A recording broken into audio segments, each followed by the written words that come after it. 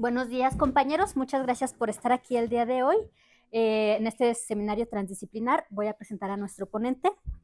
Él es Eduardo Francisco Muñoz Esquivel, es un músico originario de León, ganador del primer concurso nacional de piano María Teresa Rodríguez y del cuarto concurso nacional de música de cámara de México. Además, fue becario del Fomento Cultural Banamex para colaborar con el ensamble de Coda afiliado al Carnegie Hall de New York en el 2015. Cuenta con una maestría en gestión cultural por parte de la Universidad de Guanajuato y otra en innovación educativa por el Tecnológico de Monterrey, además de un diplomado en formación pianística biomecánica en Musiqueón, Valencia. Como compositor, fue autor del himno estatal de Guanajuato y ha realizado música para radio, teatro y televisión. Es creador de proyectos innovadores en educación musical, como el Antirrecital y el Concurso de Habilidades Musicales. Ha presentado ponencias en congresos nacionales e internacionales y actualmente dirige la compañía de coro del Tecnológico de Monterrey, Campus León, además de coordinar la formación en la Orquesta Universidad de La Salle Bajío.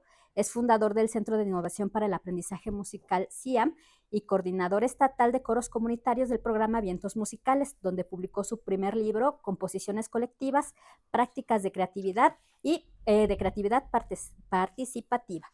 Entonces, pues, por favor, un aplauso para recibir al maestro Esquivel. Muchas gracias. Quisiera empezar diciendo que para mí es bien importante que haya este tipo de colaboraciones porque creo yo que hay mucho que compartir entre disciplinas y siempre se me ha hecho que una de las cosas más cognitivas que yo conozco en mi vida es cantar. Y desde que he empezado a trabajar un poco así, he descubierto un montón de cosas, ¿no? De eso trata un poco esta plática. Dentro del universo de la educación musical, hay como una cosa bien extraña porque estamos llenos de mitos y de cosas raras. Yo no sé si ustedes hayan visto alguna vez o han leído alguna vez que estudiar música es muy bonito, que es una de las cosas que más ayuda al cerebro y que es una de las mejores cosas que puedes hacer en inversión por tus hijos, ¿no? Que estudien música. Pero los estudios luego que abordan cuál es el beneficio real, pues están muy sesgados. No hay mucha información sobre verdaderamente qué es lo que nosotros suponemos y en cambio hay un montón de mitos como el efecto Mozart, que no sé si lo hayan escuchado hablar, pero el efecto Mozart es un fraude ¿no? Es así una cosa muy horrible de fraude. Y ha sido demostrada una y otra vez que pues no funciona, no tiene ningún tipo de beneficio, es un mito. Y aún así sigue habiendo un montón de gente compartiendo cosas que implican la veracidad o que haya mucha gente que piense que el efecto Mozart sigue siendo una cosa como muy, muy confiable. ¿Cómo cambio la diapositiva? ¿Con el de hasta abajo? ¿Con este? Ajá. Apunta la... ¿Este? Ya lo rompí.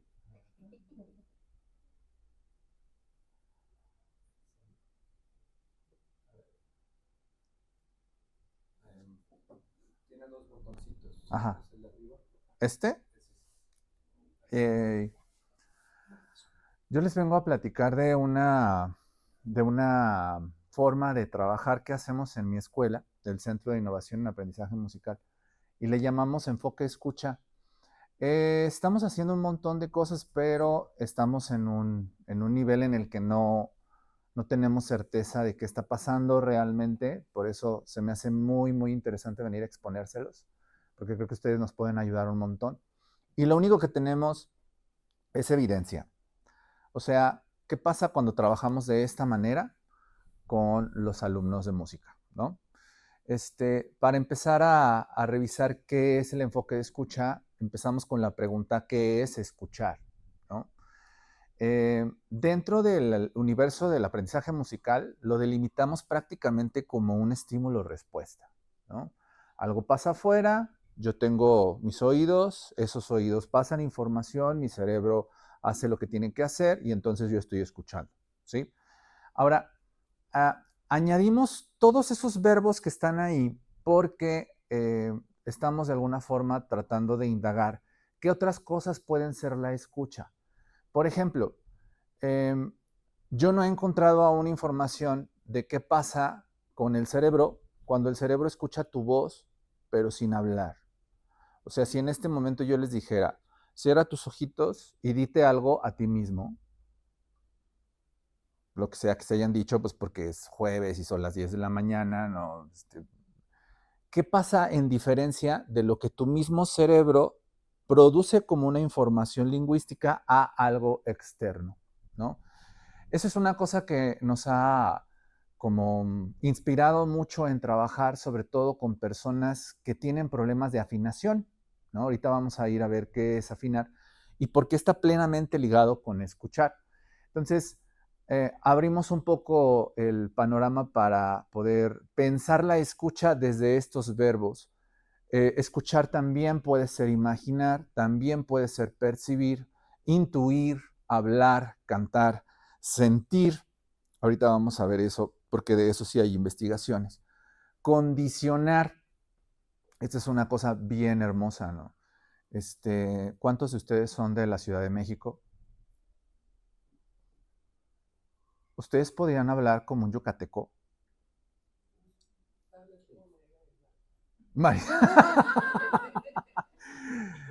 Si no podemos hablar como un yucateco, ¿ustedes creen que los que no somos de la Ciudad de México podríamos hablar bien chilangote?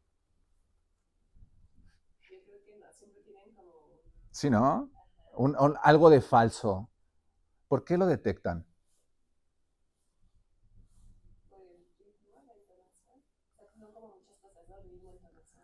Porque hay una familiaridad contextual a nivel musical en cómo se dicen las palabras que genera un condicionamiento no solamente para pronunciarlas, sino para escuchar que estamos de alguna forma siendo interiorizados en un entorno, vamos a decir, pues amigable. Eso nos pasa a todos y pasa en todos los lugares, ¿no? Si yo llego a un espacio donde hablan el mismo idioma que yo, hay veces que inmediatamente saben que yo no soy del lugar, tan solo por escucharme hablar unos momentos. Entonces, escuchar también es responder a condicionamientos y entenderlos, ¿no? Por supuesto, es imitar, empatizar y mover. Es muchas otras cosas, pero quiero que nos deslindemos un poquito de que escuchar solo es un estímulo-respuesta, ¿sí? Nosotros pensamos un poco las características de hacer música, de pensar la música, como si les estuviéramos ligando a una especie de marco lingüístico, ¿no?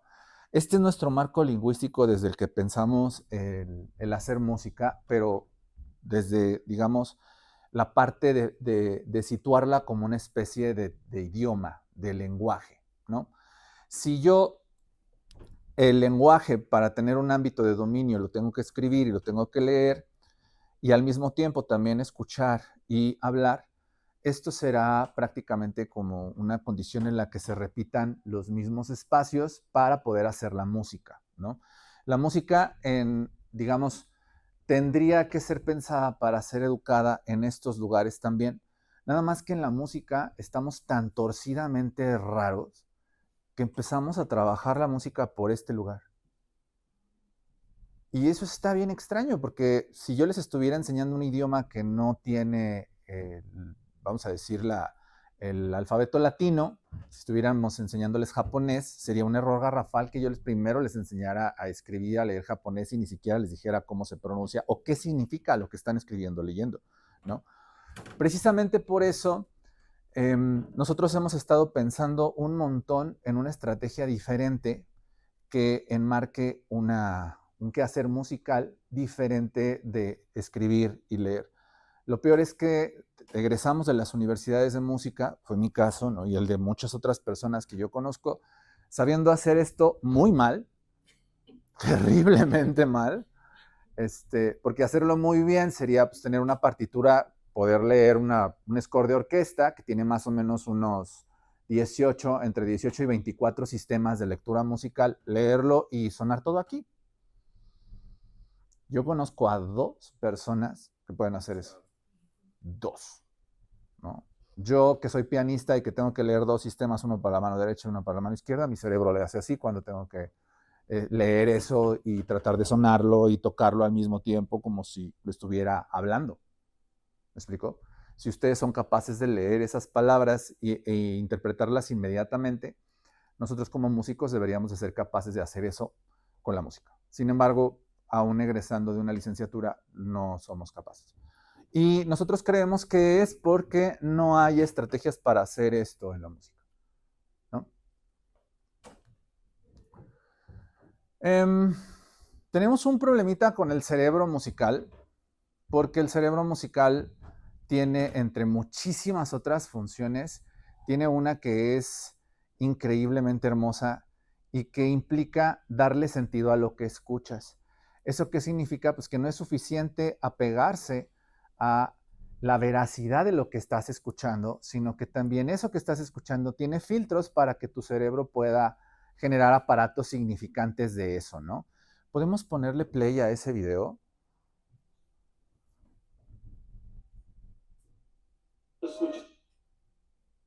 Ay, no se escucha. Le vamos a poner. Increíble lo que lees o escuchas. Pueden cambiar. Pueden...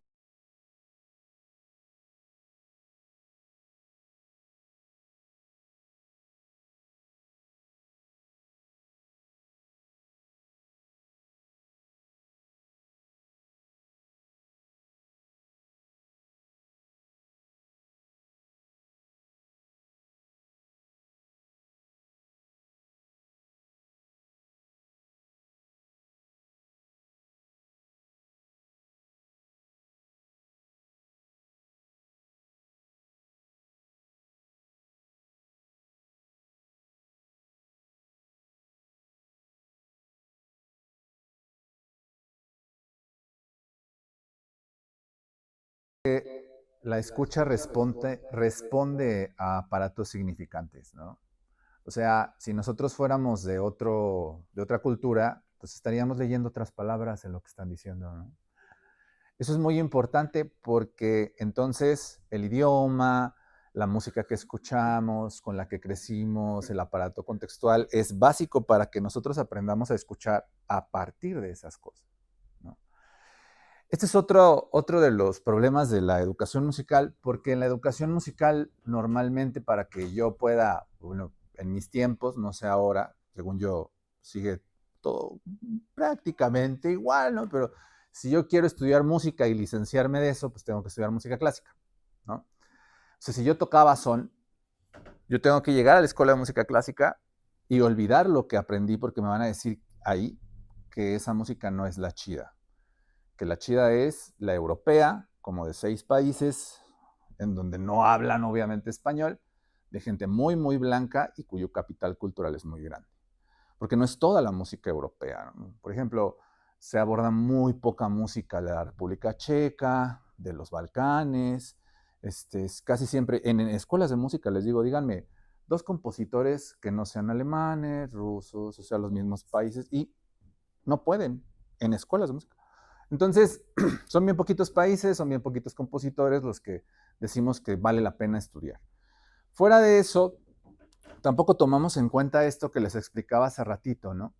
Yo, este círculo nos representa, también produzco sonidos que implican que yo tenga que ser capaz de materializar, de pensar, de hacer, digamos, un procedimiento mental para poder hacer que eso que yo produzco sea escuchado y al mismo tiempo genere un, vamos a decir, como un aparato de conocimiento desde el cual, antes de producir cosas, yo ya sé cómo deberían de estar sonando y se genera como una retroalimentación. Para un músico, esto implicaría escucharse. ¿Me explico? ¿Vamos bien? ¿Sí? Yo les recomiendo mucho este autor. Este autor es inglés, se llama Dale Purves. Dale Purves tiene un montón de investigaciones alrededor de la música como biología. Ese libro es quizás donde se compilan todas las investigaciones de este señor. Y lo que él dice en más de 25 años de investigaciones es que el habla es quizás la música más primigenia que tenemos nosotros. Entonces se puso a estudiar un montón de idiomas, un montón de formas de hablar y descubrió que en todas hay ciertos patrones que comunican el nivel emocional y el oído responde a eso de una forma muchísimo más directa que a veces cualquier otra forma, ¿no? Eso explicaría por qué a veces tu pareja te manda un audio y tú no lo estás viendo, pero escuchas 2 segundos del audio y sabes que algo no está bien. Mándame foto de dónde está. Entonces, pero la comunicación tonal implica tener, digamos, como una apertura en cuanto a qué estamos sintiendo de la otra persona. En la voz sentimos amenazas, en la voz sentimos empatías, en la voz tenemos estas relaciones que él llama probabilidades biológicas, ¿no? Y la otra cosa que es increíblemente maravillosa y de la cual hay, les digo, partituras, grabaciones, es que en música tenemos prácticamente como 2 modos de hacer, ¿no? La escala mayor y la escala menor. A la escala mayor le ponemos todo lo que es feliz y todo lo que está, vamos a decir, con emociones positivas, balanceadas. Y en la escala menor ponemos así como lo emo, ¿no? O sea, todo lo que es melancólico y triste y pesado, ¿no? Y siempre hemos creído, sobre todo desde un ámbito como muy musicológico, que esa relación es más bien una convención hecha por nosotros. O sea, que convencionalmente constituimos esos lugares para decir, bueno, esto va a ser lo que va a ser bonito, alegre, soleado, ¿no? Y esto es lo nocturno, lo melancólico, lo reflexivo, ¿no? Pero la verdad es que no. Este señor encontró que cuando nos reímos, hacemos acordes mayores con nuestra voz. Los pájaros también. Y cuando estamos tristes, hacemos acordes disminuidos o menores. Más largos y sobre todo de arriba para abajo. Me duele mucho. Tercera menor. ¿Me explicó? ¿Sí? Y les digo, o sea, ni siquiera dije yo, voy a ensayar mi tercera menor para que sí me salga bien al rato, ¿no? No. O sea, eso está en nosotros. ¿Me explicó? Y ahí están las pruebas. Revisen el libro, ¿no? Y esta es una información que a mí se me hace como sustancial, sobre todo porque, pues, yo no lo aprendí en la escuela. Yo aprendí esto en una clase de biología, en la que me colé así, ¿no? Entonces, por eso les digo que hay que hablarnos más, hay que hacer cosas, hay que hacer más, hay que salir más juntos. Entonces, eso implica empezar a tener una relación cada vez, vamos a decir, un poco más estudiada de qué es nuestra propia voz, de cómo la puedo controlar, qué puedo hacer para que mi propia voz tenga ámbitos de movilidad, de flexibilidad, cómo conecto esa voz con lo que en música llamamos oído interno, que quiero decirles que hay un montón de terminología que no es, científicamente correcta, no es. Todavía no nos podemos sentar entre los músicos y decir, cuando yo digo oído interno, tú qué entiendes y yo qué entiendo y él qué entiende ¿me explicó? Son luego términos que pensamos que utilizamos bien, que otras personas han estudiado desde diferentes puntos, pero que no son, vamos a decir, científicamente trabajados, ¿no? Este del oído interno yo lo tomo de Edwin Gordon, que es un gringo educador musical, que habla de que el oído interno es la capacidad que tenemos de producir cualquier tipo de sonido, canción, sin saber qué es eso que estamos produciendo. Si nosotros cerramos los ojitos otra vez o con los ojitos abiertos y pensamos en la última canción que escuchamos, eso lo va a reproducir el cerebro. Y si nos gustó la canción, lo puede reproducir con una confiabilidad impresionantemente, cercanicísima a como si la estuvieras escuchando. ¿Me explicó? A eso le llamamos oído interno. Él separa 2 cosas que para los músicos son importantes. El oído interno sería la capacidad de reproducir cosas a nivel de imaginación musical, que ahí no podríamos decir que la palabra es la misma porque no estamos reproduciendo imágenes, estamos reproduciendo sonidos, pero como les digo, no hay una palabra que nos diga cómo poder representar la misma línea que sí podemos situar en la palabra imaginación, pero que no es igual. ¿Sí me explicó? Entonces, le llama oído interno a la capacidad de poder representar eso y le llama audiation, que no sé cómo decir eso en español, pero audicionar, ¿no? ¿Verdad? Bueno, le llama audiation a la capacidad que tenemos de poder utilizar ese oído interno para tener un ámbito de dominio en lo musical. ¿Eso qué significa? Que, por ejemplo, si yo canto un intervalo de quinta, que es, no necesitan saber ustedes que es un intervalo de quinta, escúchenlo, ¿no? Pa, pa, pa, pa. Eso es un intervalo de quinta. Hay un montón de canciones que empiezan con eso. ¿Me explico? Yo estoy haciendo audiation si sé qué es lo que estoy representando en mi oído interno. No importa qué nombre utilice yo para poder decir qué es eso. Lo que importa es que lo controle como si fuera un lenguaje. ¿Sí me doy a entender? Es la misma idea, por ejemplo, cuando tú dices palabras en inglés. A lo mejor ni siquiera tienen una traducción en español, pero las dices porque las contextualizas bien. ¿Sí me explicó? Lo mismo pasa en la música. Es audiation cuando yo estoy significando el uso del oído interno como una herramienta musical. ¿Sí? Ok. Ahora, el oído interno, ese que reproduce la música que escuchaste, ese que es poderosísimo, ese que es increíble el oído interno, ¿no? No lo usamos en educación musical. No hay estrategias para trabajar el oído interno en educación musical. No hay una materia en ninguna licenciatura de este país hasta el momento que hable de cómo problematizar el oído interno, de cómo utilizarlo para sostener una memoria más confiable. No hay, no existe nada que trabaje el oído interno. Hasta hoy. Esto es muy importante también, ¿no? Escuchamos igual mujeres, hombres, la edad cambia, la percepción que tenemos de cómo el software de la escucha funciona, pues desde una vez les voy a decir que sí es diferente. Las mujeres escuchan muy diferente que los hombres, los niños escuchan muy diferente que los hombres. Las personas en edad avanzada, sobre todo arriba de 50 años, escuchan diferentes que los hombres, pero nuestras materias y nuestra manera de estudiar la música auditivamente tiene que sostenerse en el oído de los hombres.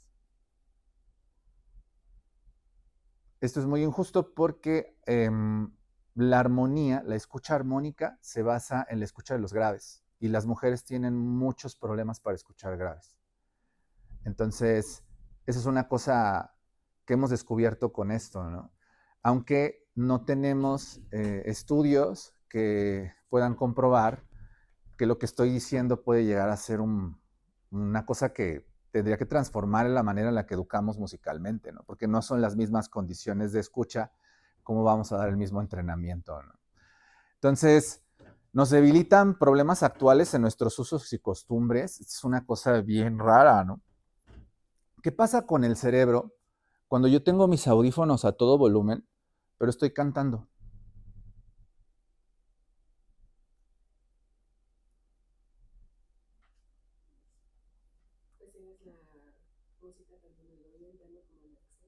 Sí, y eso es un problema. Les voy a explicar por qué.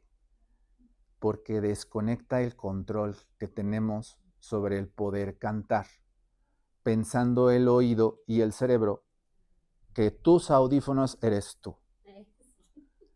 Y eso es un problemón. Sí, sí, esa es la razón por la que cantábamos feo. Quiero decirles que... Es que no sé si eso tenga que ver con que en ocasiones, cuando pasa eso, incluso cuando le ponemos atención a la letra, decimos, ay, yo no me la sabía, pero creo que sí hay como una desconexión en el Desconexión. anticipatorios incluso. Exacto. Porque antes de que suene la letra, yo ya le estoy evocando. Entonces esto a nivel lingüístico es como extraño, porque antes de que entre la información, ya está saliendo y la estamos sincronizando. Exacto.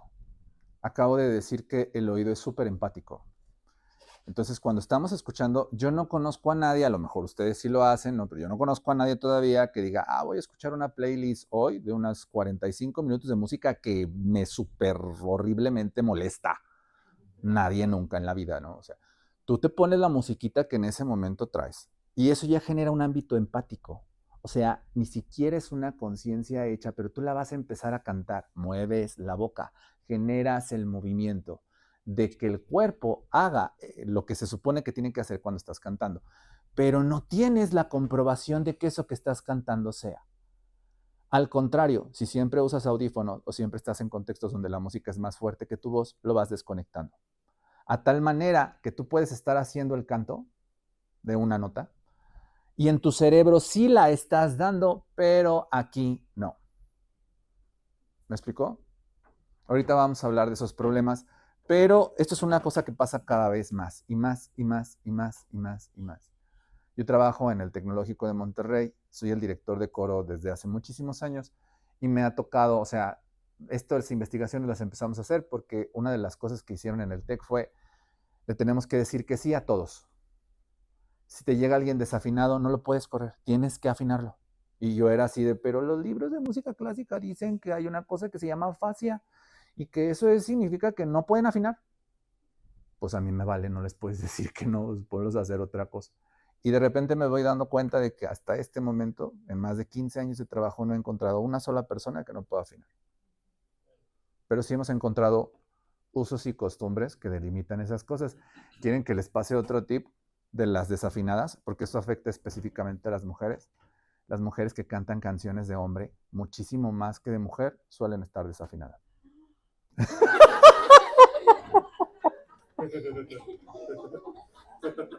Siempre escucho ese ruido. Me encanta. Entonces, ahorita les platico qué onda con eso.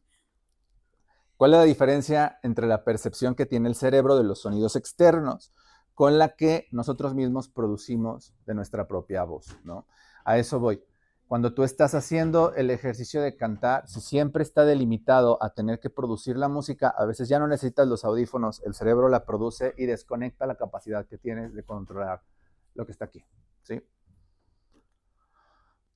Afinar, vamos a pensarlo como empatar un sonido, ¿sí? Vamos a hacer un ejercicio rapidísimo de afinación. Yo voy a dar un sonido, ustedes lo van a tratar de afinar, todos juntos, porque todos no sabemos cantar. Entonces, no nos vayan a dejar solos, ¿va? Todos. Voy a contar 2, entran en el mismo sonido. Escúchenlo primero. Este es el sonido de hombres. Pa. Este es el sonido de mujeres. Pa.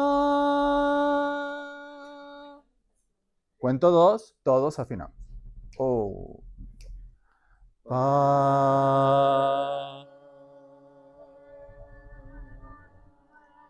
Sí, ya escuché por allá. Eso es afinar, ¿no? ¿Mandé? Sí, está muy cerca. Yo eso lo escucho como un sí, pero ahí está cerca. No, sí, está más pegado al re, sí. Afinar es empatar un sonido, ¿no? Entonces, si yo no puedo afinar, implica que yo no puedo escuchar, porque escuchar es el software. ¿Sí me explico? Y si mi software está de alguna forma como hackeado, porque me gustan un chorro las del nodal, entonces yo necesito intervenirlo para que ese software se regule. Pero es curioso porque no se va a regular cantando y ya. Se va a regular escuchando mejor. ¿Me estoy explicando? Y escuchando mejor mi propia voz. ¿Cuál es el problema de eso? Que las personas que normalmente son desafinadas hacen lo que casi todos hicieron. Cantan muy quedito. Y ahí es donde el cerebro dice, tú cantas delicioso, tú no le hagas caso a nadie, yo soy tu cerebro, tú eres... Whitney Houston no es nada contigo, lo hemos escuchado todo el tiempo. Tus audífonos le dicen eso a tu cerebro. ¿Me explicó? Entonces, estos estudios con neuroimagen dicen que cuando nosotros afinamos, activamos cerebelo, corteza motora suplementaria y corteza auditiva superior.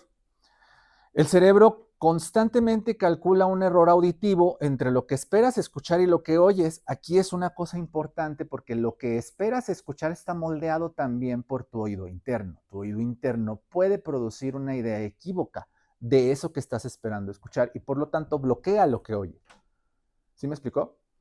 Y es tan importante el trabajo con el oído interno que los cantantes expertisísimos, sobre todo los jazzistas, los que suelen improvisar cosas, tienen una audición increíble. Su software está pensando en 3 posibilidades antes de estar cantando y van siguiendo una de las 3 todo el tiempo. Es como si estuvieran creando mundos en los que la posibilidad de la escucha siempre se está moviendo de un lugar a otro.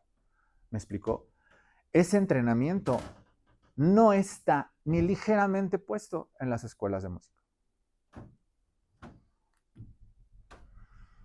¿Cuáles son los problemas más regulares y de dónde construimos un sistema de afinación que nos permita ir viendo pues, qué niveles hay, ¿no? Esta es una cosa completamente nuestra, no está en ningún lado, es un marco que hemos establecido nosotros porque nos sirve un montón y porque la gente con la que trabajamos en el CIAM, en la escuela, en mi escuela, le ayuda mucho tener esta estructura, ¿no? Son 3 niveles de afinación las que hablamos en el CIAM. La primera es la afinación por imitación, que es lo que acaban de hacer ustedes. Escuchas y luego afinas, ¿sí? Luego viene una que es afinación por memoria, que ya conjunta el oído interno. Eso significa que tú ya no necesitas escuchar la canción que quieres cantar. O sea, si ahorita cantáramos las mañanitas, no creo que haya alguien que diga, ay, no, espérame, déjame escucharla otra vez porque no la traigo. Tú porque no eres mexicano, ¿verdad? ¿De dónde eres tú? Yo, de Colombia. De Colombia. En Colombia es feliz cumpleaños. Ah, sí. Sí. Aquí inventamos esa cosa rarísima que son las mañanitas. Esa es rarísima. Hay que investigar de dónde salió y por qué nos contaminó tanto a todos. Una afinación por memoria implica que nosotros tengamos ya una previa información de lo que vamos a cantar, ¿sí? Y por último, una afinación integrada al oído interno, o sea, ya es un software completamente regulado y que puede funcionar en un montón de ámbitos. Una persona que afina con una integración al oído interno ya regulada, uno le puede dar incluso un acorde y puede empezar a improvisar cosas, aunque no se la sepa. O sea, es gente que puede escuchar una canción y de repente la está cantando porque tiene ya una confianza de cómo mover su afinación, como si fuera un instrumento musical. Porque al final, pues la música está hecha de patrones y los patrones casi siempre son los mismos. Entonces es curioso porque hay personas, uno pensaría que es como jerárquico, ¿no? Uno pensaría que si puedes hacer esto, vas a poder hacer esto y luego vas a poder hacer esto y no es cierto, es bien raro. Hay gente que no puede hacer por imitación, pero sí puede hacer integrada e improvisar. Entonces, es una cosa muy curiosa. Y 2 diagnósticos de problemas comunes que hemos revisado. Uno es el oído nulo, que es la capacidad, la pérdida total de capacidad que tiene el cerebro de poder controlar la afinación. O sea, normalmente esas personas, tú no distingues ni siquiera agudos y graves. O sea, tú les dices, canta más grave o más agudo, hacen siempre la misma nota. Afina, más agudo, no pueden controlarlo. A eso le decimos oído nulo. Y el oído móvil es el oído que sí distingue ámbitos de agudo o grave, que incluso se mueve en esos ámbitos cuando estamos cantando canciones. O sea, si el cantante baja, bajan. Si el cantante sube, sube. Pero que no se dan cuenta de que en muchos lugares no son capaces de mantener la afinación. Hace rato les decía que las mujeres que cantan muchas canciones de hombre desarrollan esta condición, porque los hombres, las canciones de hombre, están en un lugar en el que la afinación de las mujeres es muy incómoda. Y el problema con eso es, si hay mujeres que cantan un montón canciones de hombres, se están acostumbrando al oído a que ese oído afine de repente, no afine, afine de repente, no afine. Y si queremos que afine todo el tiempo, no puede. Necesita entrenamiento. ¿Sí? Esto es una clase normal en una escuela de música clásica. Ahí el entrenamiento auditivo es estímulo-respuesta. ¿Qué es eso? Yo toco una nota, tú tienes que decir cuál es, ¿no? Ahorita nuestro compañero nos dijo que era un re, lo que estábamos cantando hace ratito. Ese prácticamente es como el origen del entrenamiento auditivo. Estímulo-respuesta. No nada más tenemos que saber qué notas son, tenemos que saber intervalos, distancias entre notas, acordes, tenemos que saber también escuchar dictados, tenemos que saber hacer muchas cosas, todas basadas en estímulo-respuesta. Pero ustedes se acaban de dar cuenta de que el oído de cada quien es tan diferente y desde su oído interno hay tantos niveles, vamos a decir como de variabilidad, que es completamente absurdo que una clase sea así porque no toma en cuenta que todos somos súper diversos a la hora de escuchar y de referenciar. ¿Me explico? Eso genera un montón de estos problemas. Quizás el más difícil es este, porque las clases son así por el positivismo, ¿no? ¿Qué significa eso? Pues las clases de música o los entrenamientos auditivos se hicieron así porque necesitaban ser comprobables y replicables, ¿no? Eso hizo que nosotros tuviéramos como una problemática bastante fuerte, pues porque cuando yo daba entrenamiento auditivo de esta manera, si llegaba una chica y me decía, profe, es que yo no escucho los graves, no sé por qué, pero no escucho los graves, siempre que usted me dicta acordes, nunca escucho la nota más grave. Yo en vez de decirle, pues vamos a ver cuál es el problema o si hay algo en la escucha que necesitemos comprobar, yo le decía, no estás estudiando lo suficiente, floja, horrible. Profe, pero estoy estudiando 1 hora, estudia más, estudia 2. Positivismo. Y eso es un problema, es un problemón. Eso produce solipsismo, las personas casi siempre se culpabilizan ellas y por eso en la música utilizamos un montón esta onda de valorar el oído absoluto como si fuera una cosa grandiosísima, ¿no? Y realmente el oído absoluto no sirve para casi nada. No sabemos cuáles son nuestros objetos de estudio y cómo los aplicamos. O sea, los de entrenamiento auditivo pueden escuchar todas las notas posibles. Luego les pongo un reggaetoncito y no saben en qué tono está. Sí. Y es un reggaetoncito fácil, ¿verdad? Ya no digamos uno complejillo, ¿no? Uno de un solo tono. A ver en qué tono está. No puede.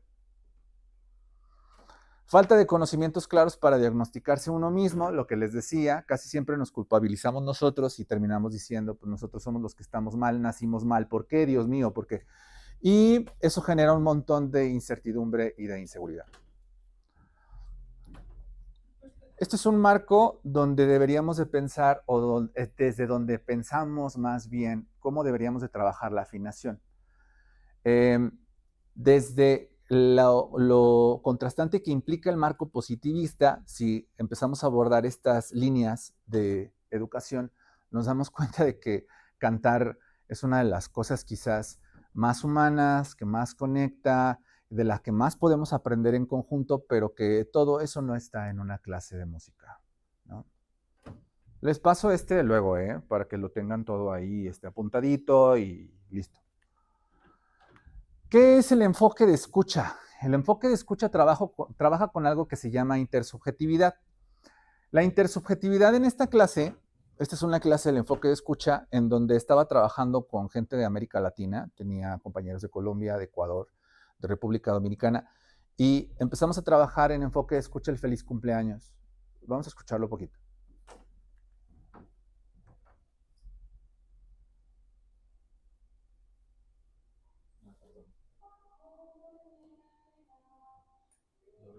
Sí, por favor.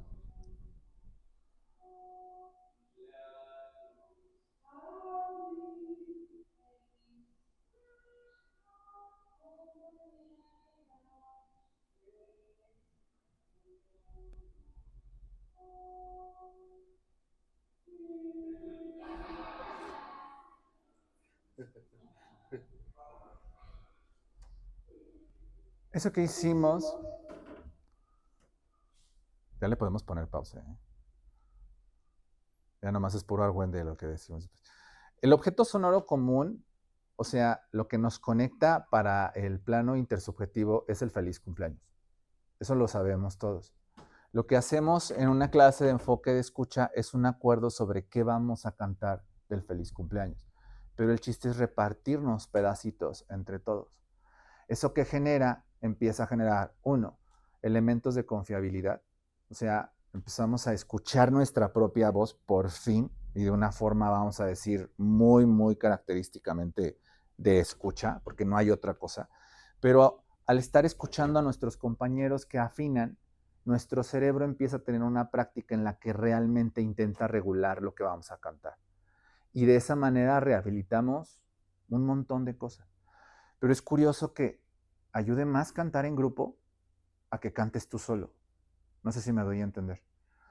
Eso genera una participación activa de la asamblea y nos pone a todos en un ámbito de escucha intersubjetiva bastante confiable y bastante útil a la hora de trabajar el oído interno, la vocificación, la afinación. El contenido tiene que ser relacionante para todos y no necesariamente tenemos que pensar en una pieza de música que todos nos sepamos. Podemos hacerlo con improvisación, podemos hacerlo con materiales segmentados, 3 notas, 2 notas.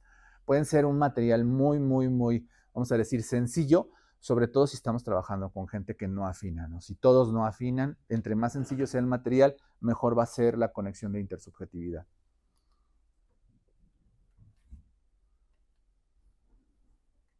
Ahí está. ¿De dónde sacamos esto? Esto no lo inventamos nosotros. O sea, esto ya existe. ¿Conocen el Cardenche? ¿No? Podemos poner el último video. No, el link de YouTube.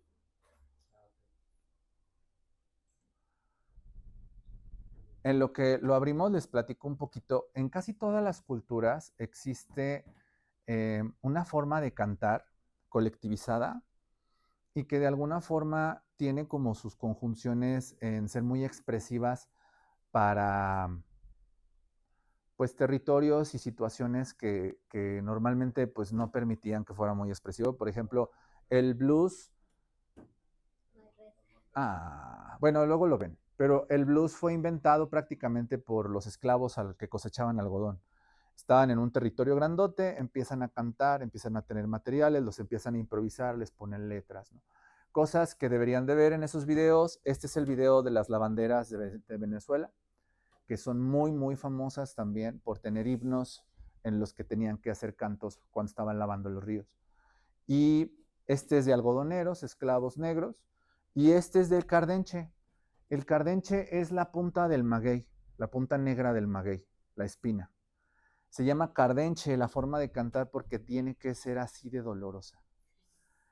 Entonces, nosotros entendemos por qué la banda se canta como se canta cuando escuchamos al cardenche. O sea, hay una forma, vamos a decir, contextual y cultural de tener que cantar hasta que te duela. ¿Me explicó? Perdón, y esos 3 ejemplos, digamos, que tienen una intencionalidad de comunicación. Sí, tal cual. De hecho, estaría padrísimo luego que los vean los 3, porque los 3 son súper diferentes, porque están de alguna forma trabajados desde diferentes ámbitos de emoción y por lo tanto dicen cosas distintas, ¿no? Este se llama La noche llegará. Es una cosa que te conmueve hasta las lágrimas, porque normalmente el cardenche original, es solo cantado por la gente más vieja de los pueblos. Y es un canto que habla sobre la muerte. Entonces, o sea, véalo.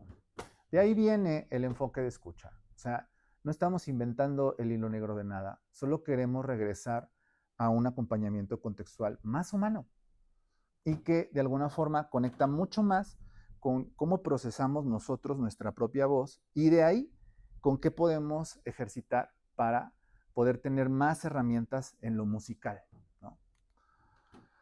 ¿Podemos ponerle play a ese? Eso es una improvisación.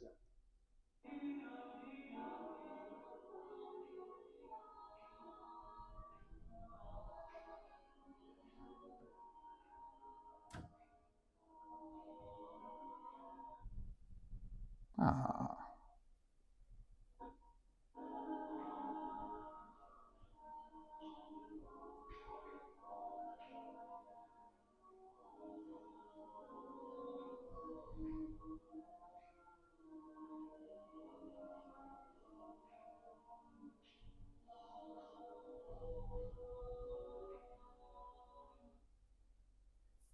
pues uno pensaría que ya le podemos poner pausa, ¿eh? Que son puros músicos, pero no. Llegó un punto en esa improvisación en los que todos estábamos afinando. ¿Por qué? Porque estábamos como implicando una onda más ritualística, ¿no? Y esta ritualidad es importante porque nos conecta y hace como un marco confiable para cantar. Y eso es muy importante. Si yo he ensayado mi voz para que no sea ni siquiera distinguida para mi propio cerebro, tengo que empezar a tener un ámbito de mucha confianza para poder empezar a trabajar esa voz, para poder ver que la puedo regular, que puedo decirle qué hacer, que esa voz es mía y que no está desconectada de mí, ¿no? Entonces, ¿qué es lo que contempla el enfoque de escucha? Aprender a equivocarse, porque si no nos equivocamos, el cerebro no aprende a afinar. O sea, el cerebro afina cuando sabe que ese sonido horrible que está saliendo de tu boca eres tú. Y que puede no ser tan horrible si lo entrenas. Regula la escucha de la propia afinación con la imaginación auditiva. O sea, entre más practiques con tu propia voz, mejor se va a regular tu oído interno. Acopla y familiariza las escuchas en cambios de registro. Eso es importantísimo porque esa es la manera en la que las mujeres empiezan a tener oídos con los graves. Empiezan a tener marcos en donde dicen, este sonido es igual para él y para mí, pero ahora lo estoy escuchando, ahora estoy distinguiendo y por lo tanto mi cerebro tiene esa información, ya no la bloquea, ¿me explico? Lo mismo pasa con los niños. Tenemos niños que a través de esta forma han compuesto canciones porque pueden pensar la armonía. Y eso parece, en ningún lado lo encuentras. O sea, eso es una cosa que hasta este momento nadie tiene documentada, nadie está trabajando. O sea, se supone que los niños son seres inertes ahí en la faz de la tierra esperando ser adultos algún día. Trabajar con marcos de ansiedad para la participación. Ya llevábamos, esto es una improvisación que empezamos, duró más o menos como unos 20 minutos, luego son muy largas. Y esto es una grabación como de minuto y medio de la parte ya casi final. Entonces, en este momento ya todos estaban en mucha confianza, mucha confianza. Todos estaban cantando, todos improvisaban al mismo tiempo, todos estaban haciendo cosas que a ellos les nacía hacer, ¿no? Entonces, ¿eso a qué ayuda? A que no te dé ansiedad, a que respires. Y otra vez, no tenemos lugares luego donde poder aprender a equivocarnos y a tener periodos de una participación mucho más tranquila y mediada en la música. Y pues todo eso hace que tengamos un poderosísimo oído interno y que tengamos una poderosísima forma de utilizarlo a través de nuestra voz, ¿no? Eso es prácticamente el enfoque de escucha. Todo eso se puede trabajar. Todo esto son ámbitos musicales que no les voy a explicar ahorita qué son. Pero casi todos estos lugares no se pueden trabajar en la escuela de música clásica. Y eso sería todo de mi parte.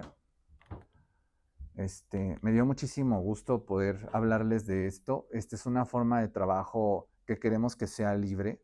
O sea, no queremos que esto sea el nuevo Herbalife de la música.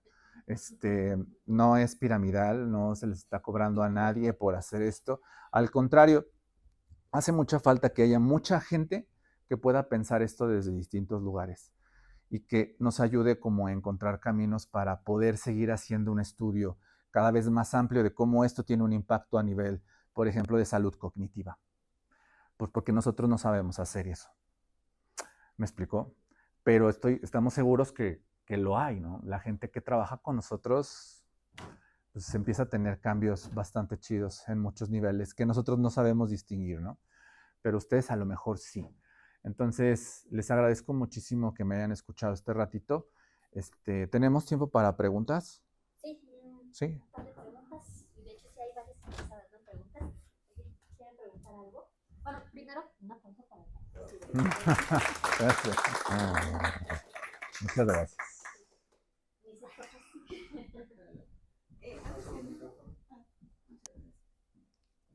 Para la grabación. Gracias. Antes que nada, muchísimas gracias. Me encantó. Gracias. Me encantó. La esperaba con especial ánimo.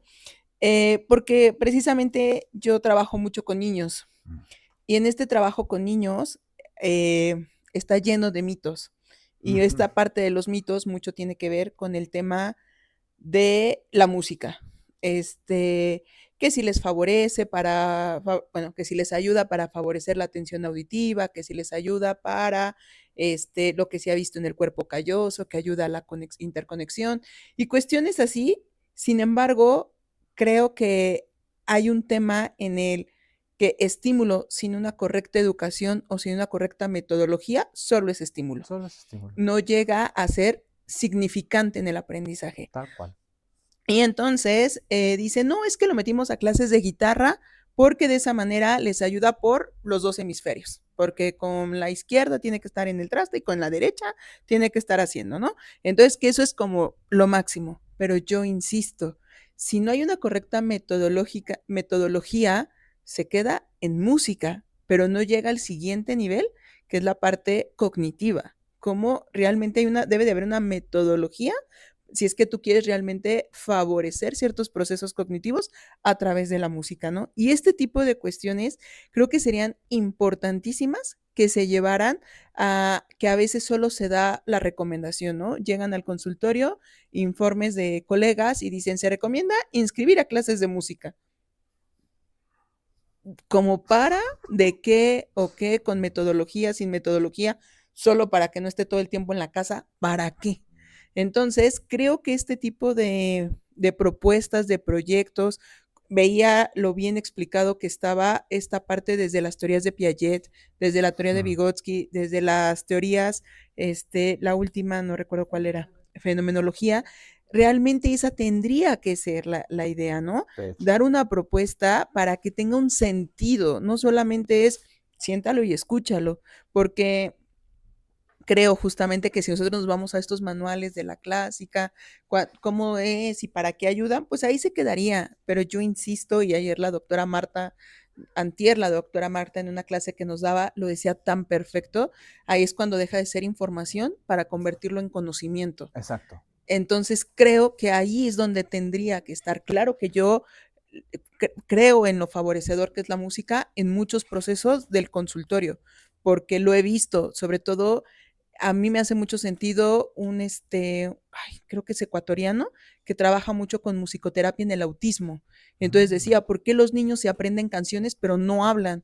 O sea, hay lenguaje, Sí. pero que hay que ayudarles con esta parte.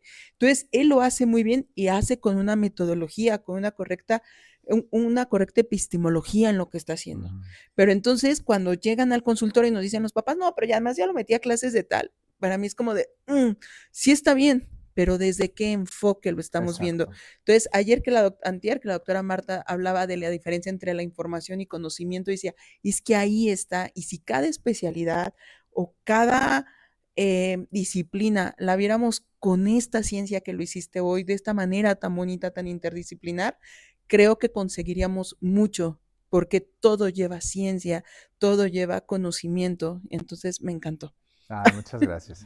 Yo nada más decir a ese comentario, agregar, es importante desmitificar la poética de que la música solventa los problemas de la humanidad, porque uno, no los ha solventado, o sea, nada.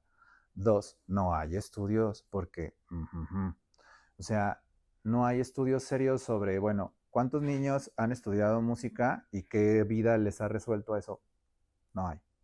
Entonces, al contrario, yo como formador musical y en muchos niveles les podría decir que es horrible tener que arreglar un niño que le enseñaron mal. Horrible. O sea, cuesta un montón de trabajo. Porque sí tienen los dos hemisferios bien trabajados, mal. Entonces lo dejo ahí de tarea, ¿no? ¿Alguien más? ¿Por qué dices que Cierto. Yo agradezco mucho esta presentación que usted tuvo. Ha sido muy, muy gratificante poder escucharlo. Y mi pregunta es, ¿cuál es su perspectiva de la música en la parte del autocuidado? Porque si bien existe esta cuestión de musicoterapia, hay veces en que las personas no pueden asistir como tal a una terapia de música porque no tienen con los recursos necesarios o porque lo requieren tal vez de manera inmediata. ¿Cómo podría ayudar la música de una manera como más inmediata o más fácil a una persona que lo necesita? Esto pensando en un estudiante tal vez, ¿no? O si existe tal vez podría ser a través de la educación musical, ¿no? Pero digamos, esto tendría que ser desde niveles básicos, ¿no? Siento que la educación musical debería de estar también desde los niveles básicos. Siento que también podría contribuir, pero mi pregunta va más en ese sentido, ¿no? ¿Cuál sería la perspectiva desde el autocuidado, el poder escuchar música? Yo creo que, y lo estoy diciendo así como desde mi particular punto de vista, ¿no? Yo creo que ya tenemos un montón de prácticas de autocuidado con la música. Yo creo que una de ellas es aprender a sentir cómo, de alguna forma, de qué tengo ganas de escuchar hoy, ¿no? Por ejemplo, es como, o para mí siempre fue increíblemente revitalizante hacer el quehacer con Selena. O sea, era una cosa así impresionante para mí poder hacer eso, ¿no? Y al mismo tiempo, si yo andaba bajoneado, poner un disco de The Cure y llorar en la noche, ¿no? Es como, para mí la música es como una caja mágica, ¿no? En la que de alguna forma como que convergen las emociones inmersas en la música con las mías. Muchas veces ni siquiera necesito como ponerlo en palabras. Sucede.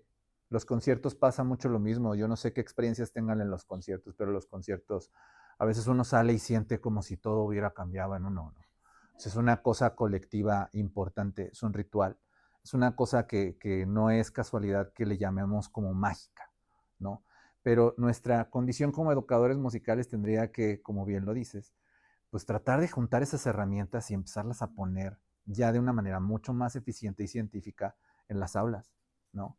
Y no dejar nada más así como por del lado, ay, sí, escucha música. No sé si me doy a entender. Muchas gracias. Y otra pregunta, mostró ahorita que de una práctica en conjunto para la ansiedad, ¿me podría Explicar un poco más esta parte de la ansiedad, de esta práctica que se hace en conjunto en la música? Sí, claro.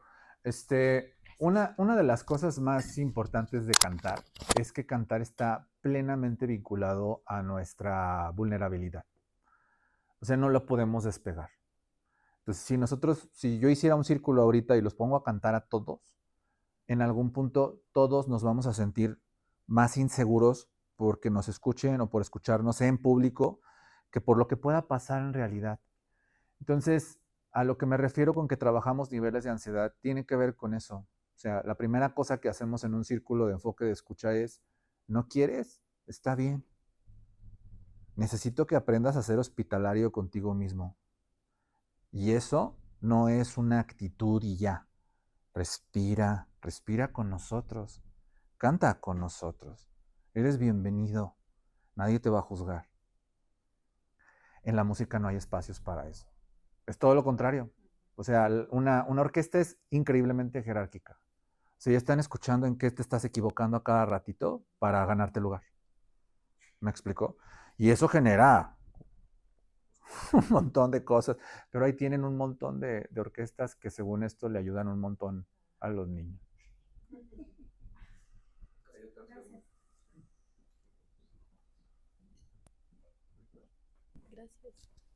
Muchísimas gracias, estuvo súper interesante. Creo que lo que traes hoy es pues muy valioso, ¿no? Como dice la compañera, desde sus espacios, sus nichos de música, ¿no? Estás aportando muchísima información, pero también como técnica para ciertas poblaciones, en este caso neurodivergentes, pero también para la salud mental. A mí se me ocurre que justo esto que estás proponiendo promueve la empatía desde un inicio, ¿no? Sí. Entonces, al promover la empatía, hay activaciones de justo estas neuronas espejo, Sí. y eso pareciera que facilita otros procesos. Ujú. Me parece una cosa muy, muy interesante que aparte creo que en personas que pueden tener, por ejemplo, alexitimia, esta incapacidad para poder reconocer estados mentales propios, el hecho de que se escuchen y que se identifiquen por medio de su voz cómo se sienten, ¿no? Eso se me hace una cosa maravillosa. Creo que acabas de proponer, ¿no? Tu proyecto, creo que tiene muchísimo potencial, ¿no? Y va a abarcar a muchísimas áreas. Entonces, pues es todo. Te agradezco muchísimo que hayas venido, a la maestra también. Estuvo increíble. Muchas gracias. Yo Gracias. lo único que quisiera decir de eso es, por eso lo ando moviendo, ¿no? Es gratis, se puede hacer en cualquier contexto y creo yo que es muy importante abrir el diálogo interdisciplinar, transdisciplinar, para empezar a encontrar nuevas fronteras donde suponemos un montón de cosas luego, ¿no? Y publicamos libros diciendo que Mozart salva a la gente y no es cierto, ¿no? Pero nos gusta creer esas cosas. Mejor hay que ponernos a trabajar y a improvisar y a cantar y a hacer cosas bonitas y ver qué pasa con esas cosas bonitas, ¿no? Muchas gracias.